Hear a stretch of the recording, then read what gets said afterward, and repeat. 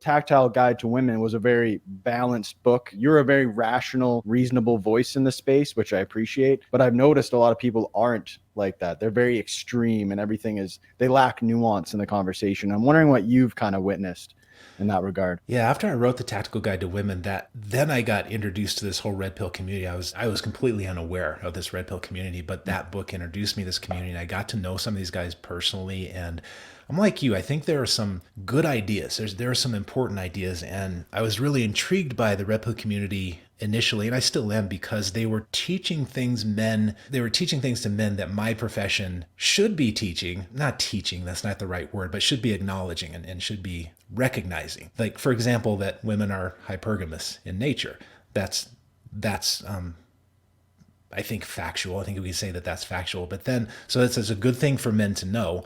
But Yeah. then the red pill community will take this very basic idea that women are hypergamous, and they'll build this entire theoretical framework around that idea that gets, in my estimation, very irrational. And even though there's a kernel of truth in there. And so Hmm. the red pill community, yeah, there are some really good ideas there. There are some vital ideas that men need to understand, I think, if they're going to be in a romantic relationship. But like you say, there's this interesting red pill subreddit out there is called X Red Pill. And these guys talk about the same thing that you're talking about, that they got drawn into this ideology. And I know that the Red Pill guys don't like it to be called an ideology, but it's an Well, ideology. it Sorry. is, it fits the definition. Yeah, yes, it's an ideology. They're just going to have to cope with it. They like to call it a praxeology, which is, in my estimation, just a $5 word for cherry picking. But so anyway, there's this whole subreddit out there about guys who are telling the same story you are. That, yeah, they found some useful truths, but then if you go too far down into this rabbit hole, it really does make you angry at women in a way that's just not productive. It makes people kind of paranoid about women. Hmm. And the troubling thing about paranoia is that when you're paranoid about something, you find a way to make it happen. That's what I noticed in my personal life. When you're in Hammer, everything looks like a nail. Yeah. When you're seeing things through this red pill lens, whatever you want to call it. So And how did you find the red pill, and uh, what initially drew you to it?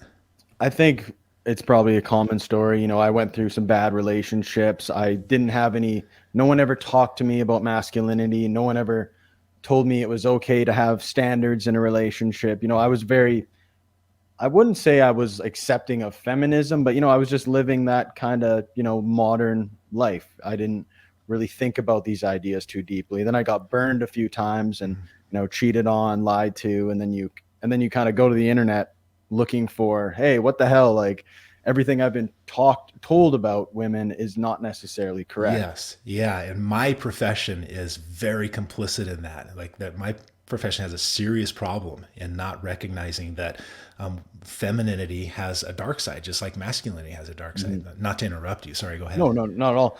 Well, one thing that I started to get annoyed about when I was, like you said, I got tons of, I extracted value from the red pill stuff, but it got to a point where it's like, okay, all we're talking about is the negative aspects of female nature. We're talking about hypergamy, and it gets to the point where like there's no responsibility for the dark side of masculinity.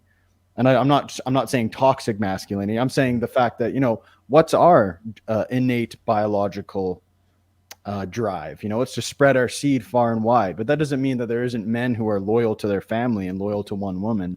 You could take Right. the same argument. Well, all men just want to screw younger women. Well, it's like, well, yeah, well, all women want a monkey branch. It's like you could use the same.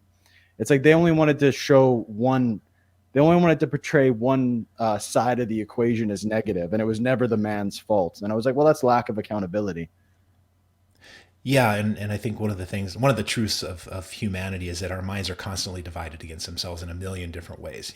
We want to approach something and we want to avoid it. Like, horror movies are a great example of the mind being divided against itself. We're not supposed to be drawn toward things that evoke fear and anxiety and anger and disgust, which is all the things that horror movies evoke. And yet we go to them, we pay good money to see them. So we're in this constant tension with ourselves, and particularly in our relationships. Our motives are sometimes kind of dark at the same time that they're kind of light. Mhm. And with this is particularly true with men and women. We have these competing urges. So we have an urge to be loyal, but we also have an urge to go out and spread our seed. And so with Hmm. men, we're in this constant tension, and we're supposed to use our higher brains to rein in the impulses and make decisions that are consistent with our values. And it's the same with women. The desire to be secure is in conflict with the desire to explore.